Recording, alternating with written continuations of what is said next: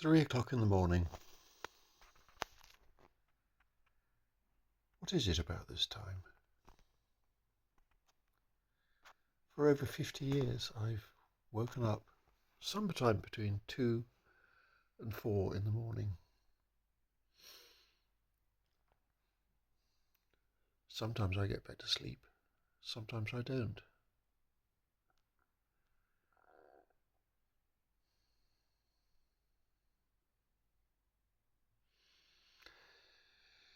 Three o'clock is the time when the veil is thinnest,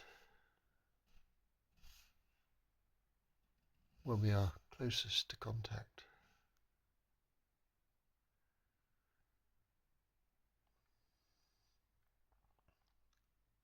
But I don't feel receptive in the least.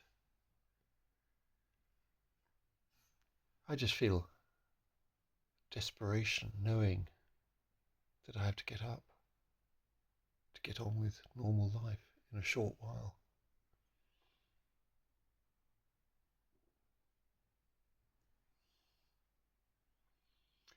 And I would have had a barely adequate amount of sleep.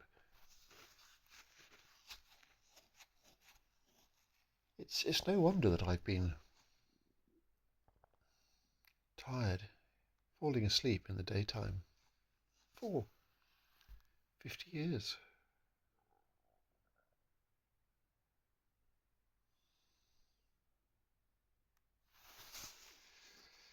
Am I awake for the opportunity to communicate? Or is it just a cycle in which I'm trapped?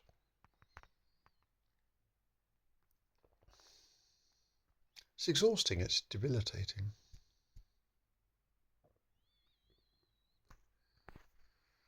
And to make it worse this morning, I woke at 3 and my wife had set the washing machine under my bed, by which I mean in the room underneath, to come on at 4:15.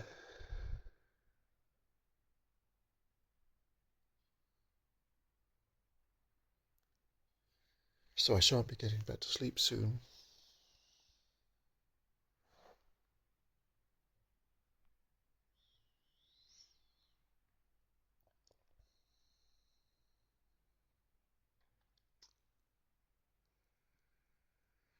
I say a time when the veil is thinnest. It feels a time when my mood is lowest.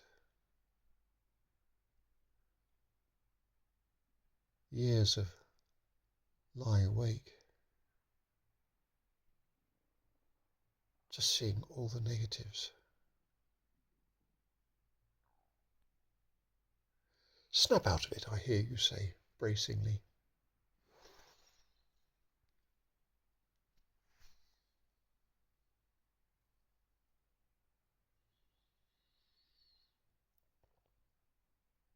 I don't know that I can.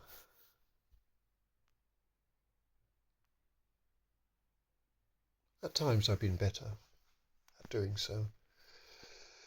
And in the last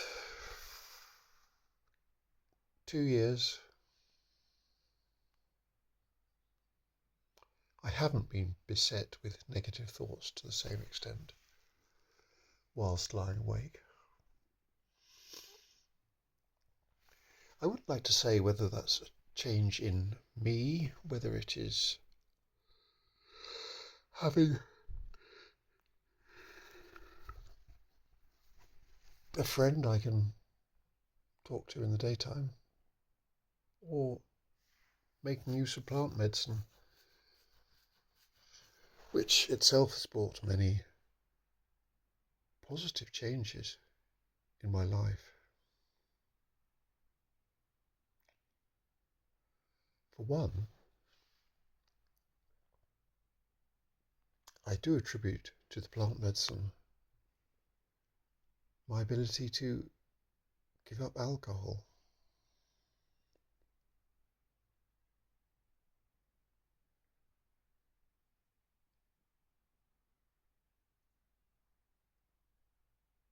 I've spent, or had spent, almost 50 years. Is this linked to the sleeping, I wonder? almost 50 years having a very unhealthy relationship with alcohol.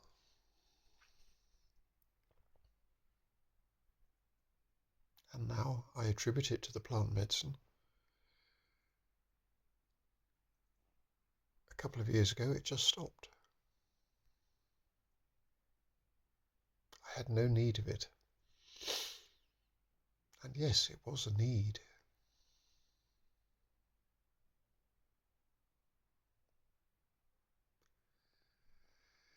I think apart from one social episode, I say social, I put that in inverted commas, at an extended family event, I haven't touched alcohol for a couple of years. And on the occasion I mentioned, I did feel I was forced into accepting a drink.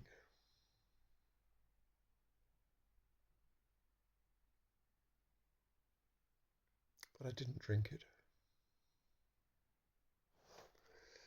I had a couple of sips, nursed it for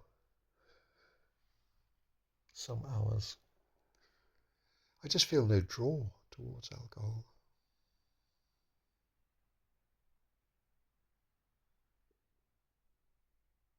And in general, my life has felt so much better for that.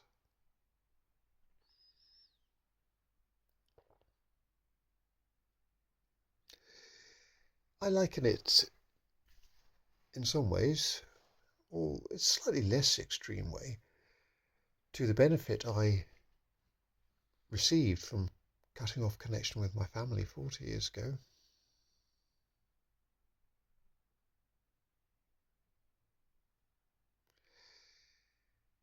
I don't know whether you've ever had osteopathy, but when I had my back clicked by an osteopath for the first time, it was like having a weight lifted from my shoulders. Suddenly I could breathe. That was how severing contact with my family felt. It was the same feeling when I became vegetarian, which must be 30 years ago now.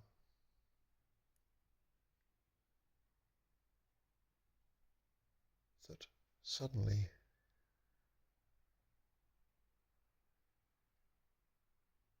it was a weight lifted from my shoulders, that everything felt lighter and clearer.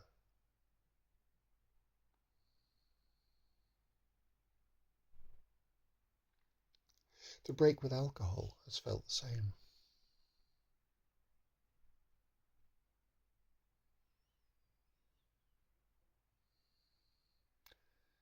Do you know, there was something else I was going to mention in this context, but I've lost it now.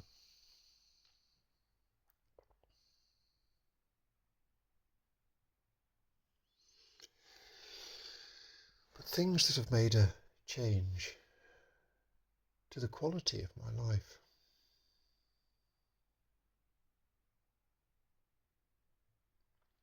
It may be the alcohol, or maybe not. Perhaps it was later than came after the alcohol. But something, yes, more recently than giving up the alcohol, something has freed me from the constant heartburn and indigestion, reflux that I've experienced. Again, that would be for best part of 50 years. It's so rare now.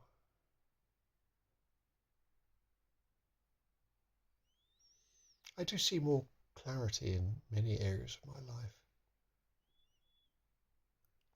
But lying awake at this time, I just see myself becoming more and more isolated. Yes, I'm living in a home which is incredibly uncomfortable, and I admit, I've said this before, it's uncomfortable for my wife too, and I do feel bad about that I'm putting her through this. But living here with her, with her neighbours, is intolerable.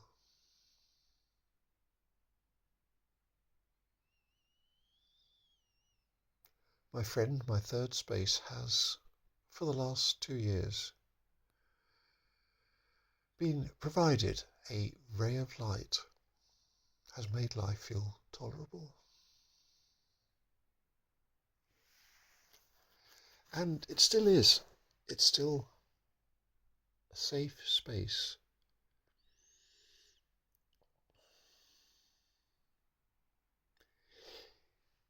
Even though, as she predicted, the relationship has become compromised.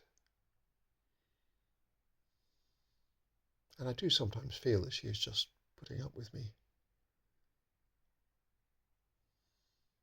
But that has been my escape from everyday life. And I do see that is gradually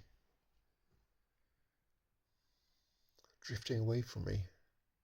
Oh, to add to which, she is going away for 2 weeks and will be out of contact for 2 weeks, which is something I'm dreading, since that has been my lifeline for 2 years. But I have to face up to that. It won't be as bad as I'm imagining. But getting back to what I was saying, I do see that with the slight atrophy of that relationship, I'm becoming more isolated, as I have been over the last, how long? 8 years? Apart from what I have been able to draw as benefit from that relationship, I have been becoming progressively more isolated and cut off from the outside world. Were it not for the fact that I need to go out to work, to shop,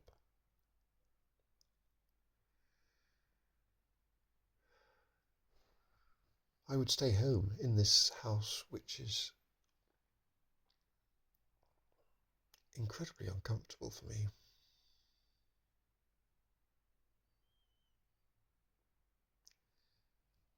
But the alternative is to go out with people, and the only person that I've wanted to meet in the last, it's longer than 2 years. It's only 2 years that we have been close, and I've known her for 10 years. But for quite a bit more than 2 years, the only time I've wanted to go out is time in which I can meet my friend.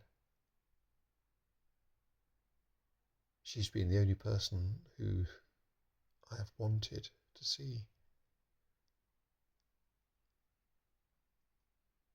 And without that, I could easily just stay indoors all day.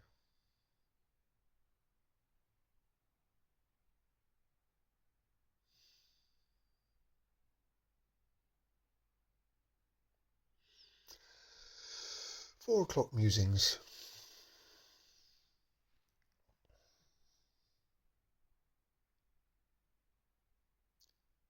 It is not as negative as it has been for most of the 50 years.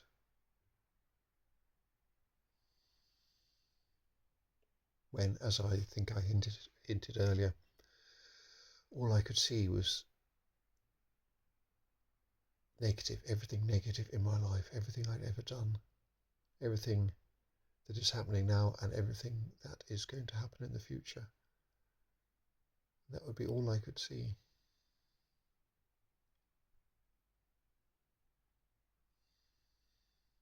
individual horrors just going round and round in my mind.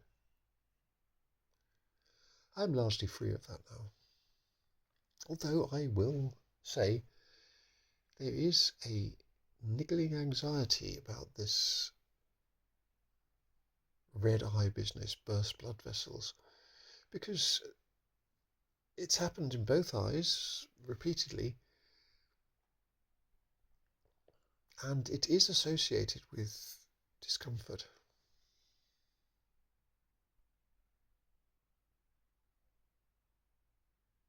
So I mention that because it's preying on my mind. Should I lie on the side that's bloodshot? Should I lie on the other side? Should I lie on my back? And then I won't go back to sleep. I will just keep waking myself up with breathing restrictions.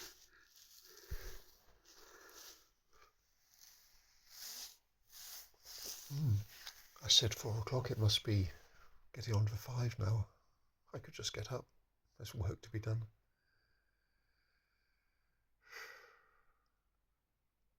But then this is the pattern of my life. And this would have been the case from the 80s, that I'd still be awake at 5 and, well, I need to be at work at 6.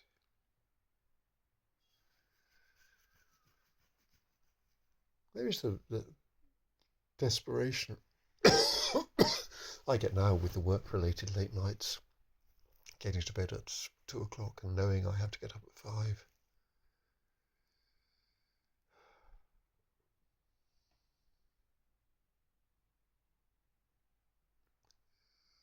All those years helping my wife with whatever her work or life issue was until the early hours of the morning. Getting to bed and knowing that I have to get up in an hour, 2 hours.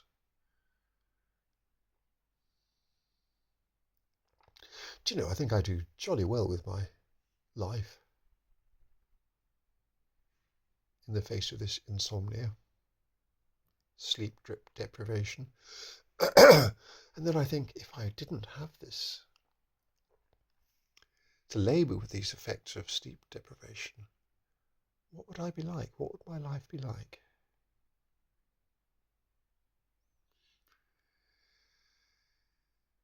It began, as I said, some 50 years ago.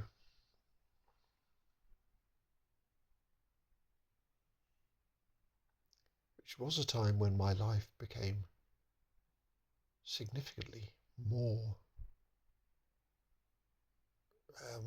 challenging.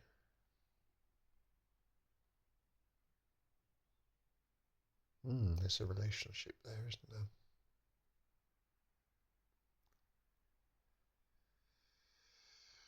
That's enough of that. It's boring. There's another hour maybe of washing machine noise to go. Maybe I'll drop off and then the spin dryer will wake me up. Or maybe I'll fall asleep deeply and wake refreshed in the morning. I don't even know what that's like.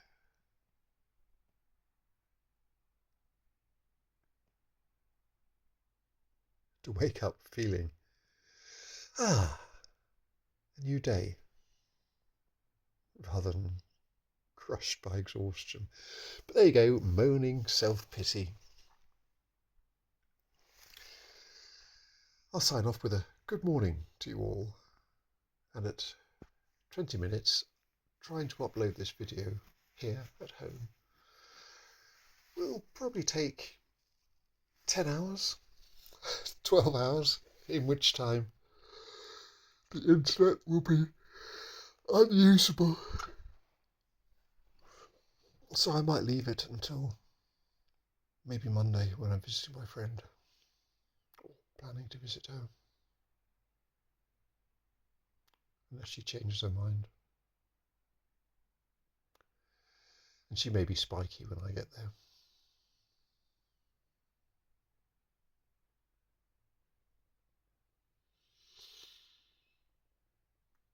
perhaps I could just get up now.